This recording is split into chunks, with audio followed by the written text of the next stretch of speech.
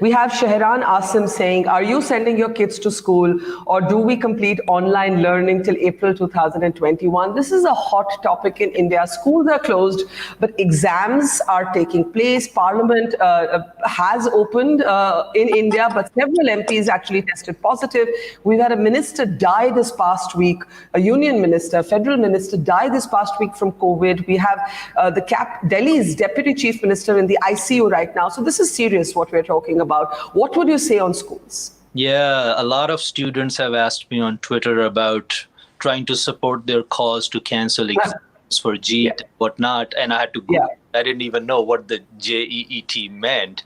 So I never responded to them. This allows me to apologize to them. I know I didn't respond to your Twitter questions because I don't think I'm competent. These are difficult decisions for your government. I don't like to intervene into internal issues, whether they're any country. I try to minimize that. Your other question about whether I'm sending my children, I follow laws, I follow rules. In my campus, schools are closed right now. So my children are doing online learning. They pretty much hate it. I get it. You're right. At the same time, if the percent positivity in your town is less than 5% and there's a good infrastructure to test and treat, I think it's okay if you ask me. The children are resilient, their outcomes are much, much better. And that's where when you compare this disease, and I hate that comparison in general, but particularly for children, if you compare it with influenza, the outcomes are sort of, not that bad. So I would say follow local policies and realize the other impact on children. Now, again, it gets complex. The child will not develop symptoms, but he brings it home and grandma catches it from the child. I understand. That's where it gets complex, and that's why I try to stay out of it and let local governments make that decision. It's a very different.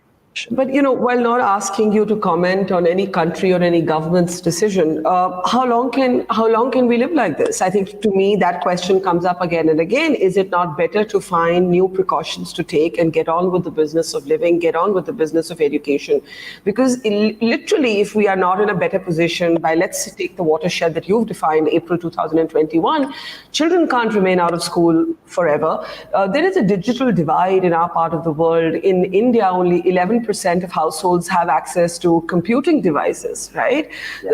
We have parents struggling to pay fees. Children have been locked out of online classes. So I'm just saying, not to endanger anybody's life, but if this is our world and we have to live in it, is it not better to talk about what we can do to get back with the business of living while taking precautions, Dr. Fahim? I've always talked about it, that public health allows us to live on. It is not there to imprison us. And that is why if we wash our hands, if we wear a mask, and to whatever degree possible, if we avoid crowds and do social distancing, I'm a big proponent that life must move on. And I've made an example of this thing with driving.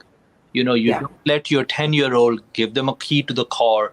And if we didn't go through driving lessons, imagine the chaos on the roads. But what do? We first go to driving school, we learn the rules of driving, we make sure we are not sleepy or under drugs, we put a car seat belt on, and then even on the road, we follow rules. What do? We have social distancing, right? We have distancing in the car. So it's the same sort of behavioral pattern that we have to learn as communities. And yes, life should continue with precautions. I've never advocated for big shutdowns.